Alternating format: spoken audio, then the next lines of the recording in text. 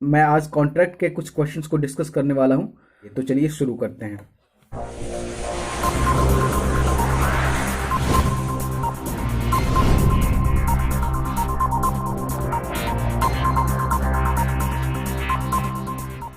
First question is which of the following is correct? A, past consideration is no consideration. B, consideration can be past, present और future. C, consideration can only be present. D, consideration can only be future. ध्यान से देखिए question को। Question में पूछा जा रहा है आपसे कि कंसिडरेशन कैसा हो सकता है। क्या कंसिडरेशन पास्ट का हो सकता है, फ्यूचर का हो सकता है, या प्रेजेंट का ही होना चाहिए? तो देखिए, कंसिडरेशन की जहां तक बात आती है तो कंसिडरेशन कभी का भी हो सकता है। ठीक है, वो पहले का भी कंसिडरेशन हो सकता है जिसके ऊपर कॉन्ट्रैक्ट हम कर सकते हैं।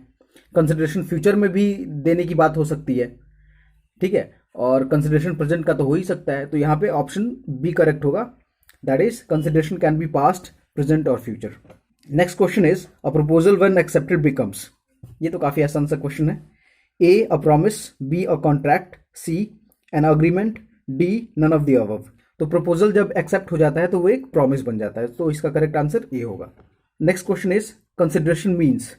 Option A is must have some value in the eyes of law. B, must be real. C, must not be illusory. D, all are correct. तो यहाँ पे ए बी सी तीनों ऑप्शंस में जो भी कहा गया है वो करेक्ट है। तो इसका करेक्ट आंसर डी हो जाता है। Next question is according to section 2H of Indian contract act, a contract is. ये तो काफी बेसिक सा क्वेश्चन है। So options are A, an agreement between two or more parties. B, a promise to do something. C, an acceptance of an offer. यहां पे order लिख दिया है, ऑफर होगा। And D, an agreement enforceable by law.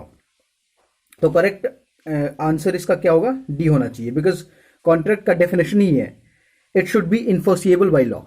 ठीक है, एक agreement है which shall be enforceable by law. Next question is which of the following sections of Indian contract act defines consideration. तो ये तो डायरेक्ट क्वेश्चन हो जाता है, 2D डिफाइन करता है, right.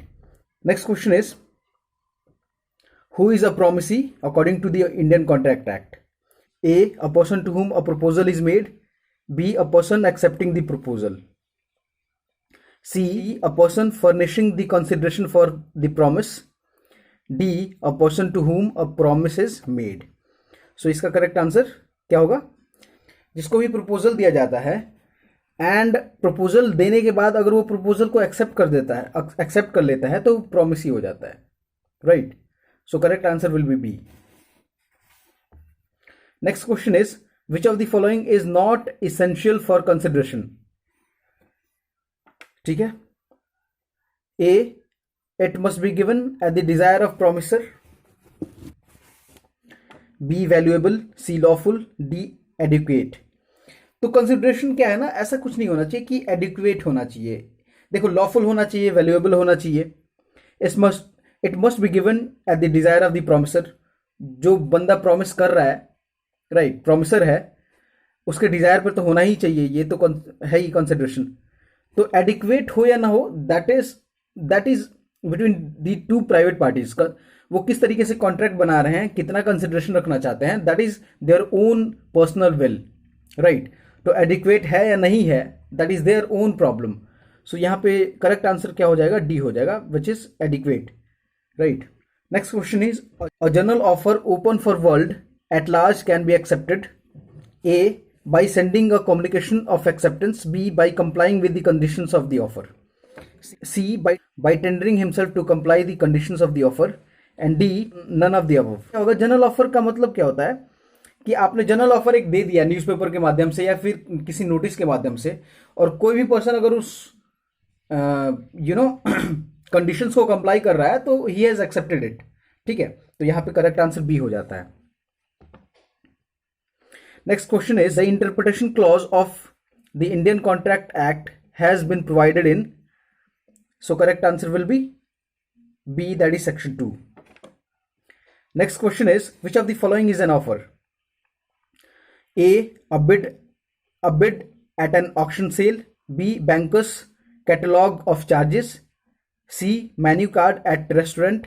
D, none of the above. जब हम बिडिंग करते हैं ऑक्शन के पास, ठीक है, तो वो एक ऑफर हो जाता है, मतलब हम एक ऑफर दे रहे हैं, राइट।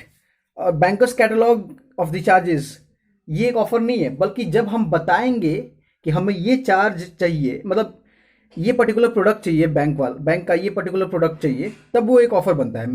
रेस्टोरेंट में जब हम जाते हैं, मेन्यू कार्ड उठाते हैं, उसमें से हम कोई एक डिश चूज करते हैं और रेस्टोरेंट के मतलब जो वेटर होता है उसको बताते हैं कि हमें ये डिश चाहिए, then it becomes an offer.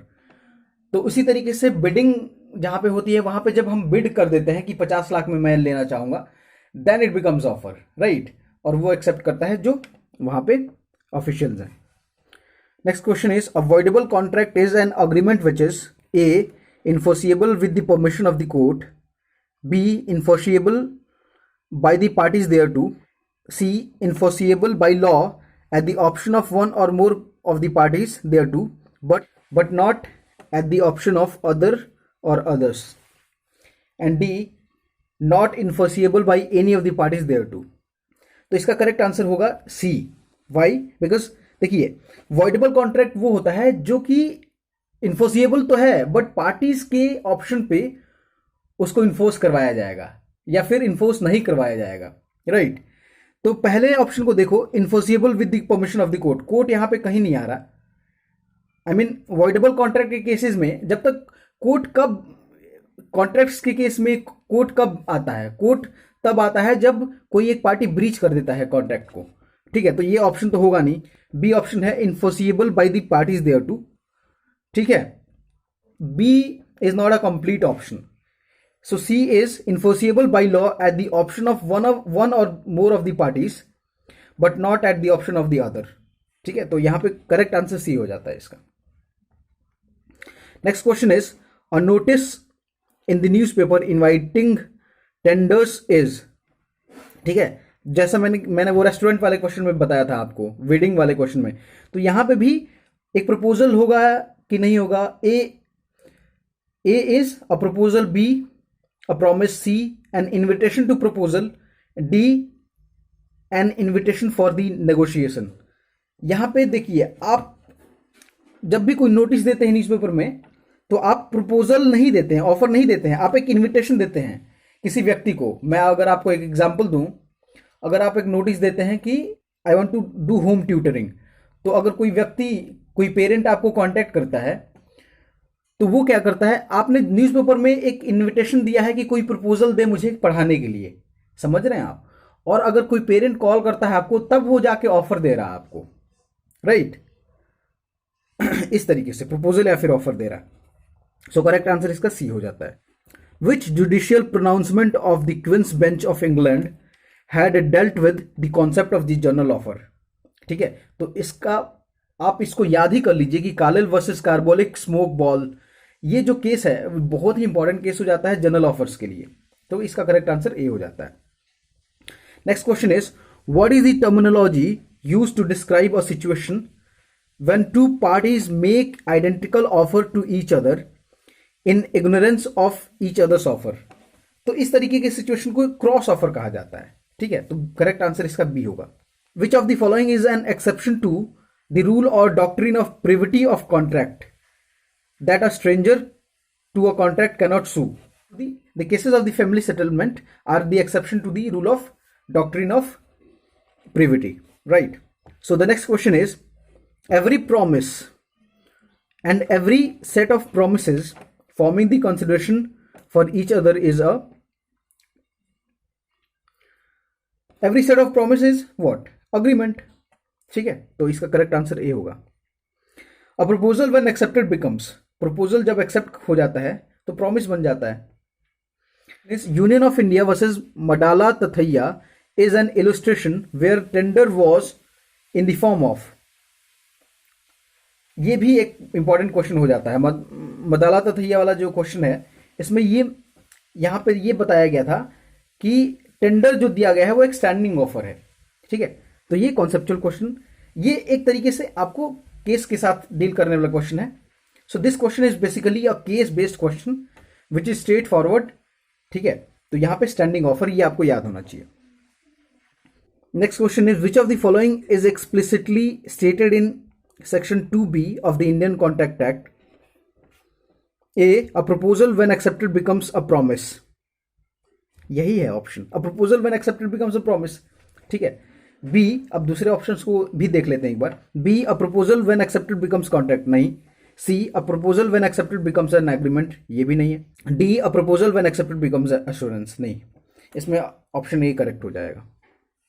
ठीक है. In next question, in case of general offer for a valid contract, options are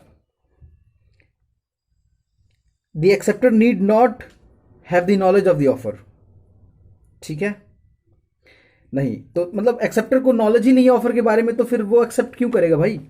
option A तो करेक्ट होगा नहीं. B, acceptor must have the knowledge of the offer before acceptance by performance, सही है. B ही option होगा. फिर भी देख लेते हैं. सी, एक्सेप्टर में acquire the knowledge of the offer after the performance of the condition for acceptance, नहीं, कोई लॉजिक नहीं बनता यहाँ पे. मतलब आप पहले परफॉर्म कर लो फिर कंडीशंस को पता चले आपको, तो ये कोई मतलब नहीं है. And D, knowledge does not matter so long as the condition is performed with और without knowledge, no. So correct answer is B here. Next question, the Indian contract act defines contract in, तो ये straight forward question है, 2H में defined है. Next question is consideration for a contract signifies, तो consideration एक bargaining power को signify करता है, बार्गेनिंग एलिमेंट होता है कॉन्ट्रैक्ट का. तो क्वेश्चन इसका करेक्ट आंसर क्या हो जाएगा, डी हो जाएगा. Next question is the doctrine of privity of consideration means. A, consideration में move from any other person with prior permission of the state. State कहां से आ गया इसमें. बी, कंसिडरेशन में move from any other person except promisee. Promisee is one of the parties of the contract, and like consideration is not moving from him is illogical, isn't it? C, consideration may move from the promisee or any other person, right? Consideration promisee के द्वारा तो move हो ही सकता है, any other person can also move it. तो what is the difference between option B and C? Consideration may move from any other person except promisee. यहाँ पे promisee को exclude कर दिया है, और यहाँ पे क्या है, promisee तो है ही और other person भी है. So D, option D is consideration must move from the promisee alone. ये नहीं है, सिर्फ प्रोमिसी, ऐसा कुछ नहीं होता है कि प्रोमिसी ही कंसिडरेशन देगा. तो करेक्ट आंसर सी हो जाता है. Next question is a proposal as defined under section 2A of the Indian contract act is. Proposal क्या होता है. प्रपोजल इज, इसका डायरेक्ट डेफिनेशन यही है, विलिंगनेस टू डू और abstain from doing an act in order to obtain the assent of other thereto. So इसका correct answer D हो जाता है. Next question is the two main competing definition of contract in common law are. इसमें हम directly definition यही है, A option जो है इसका करेक्ट होगा कि contract is a promise or set of promises which the law will enforce, and contract is an agreement giving rise to obligations which are enforced or recognised by law. ठीक है, और options को आप पढ़ लीजिए. इसका करेक्ट आंसर यही होगा. One of the basic principles of the common law of contract is A, that the parties to contract are free to determine for themselves what primary obligations they will accept. Yes, ये तो correct है. देखते हैं बाकी के. That the parties can claim damage for breach of contract, ये मतलब basic principle नहीं है. Of course they can claim damage, but this is not the basic. Contract क्या होता है, कॉन्ट्रैक्ट के दौरान राइट्स एंड लाइबिलिटीज को डिसाइड किया जाता है, यही बेसिक फीचर है कॉन्ट्रैक्ट का. सो इसमें करेक्ट आंसर इसका भी करेक्ट आंसर यही हो जाएगा, right. So this is how we came to end of this video. तो इस तरीके के टेस्ट सीरीज के लिए आप मेरे चैनल के साथ जुड़े रहिए. I promise you that I will regularly upload 1 or 2 videos of the question, 1 or 2 videos of the test series, and I am thinking that daily basis पे मैं different subjects के APO और जुडिशरी दोनों को ध्यान में रखते हुए क्वेश्चंस को अपलोड करूंगा मैं, right. So thank you so much for watching this video. अगर आपको ये वीडियो पसंद आया तो please subscribe to my channel and share this video to the maximum so that others are also benefited and like this video. Thank you so much.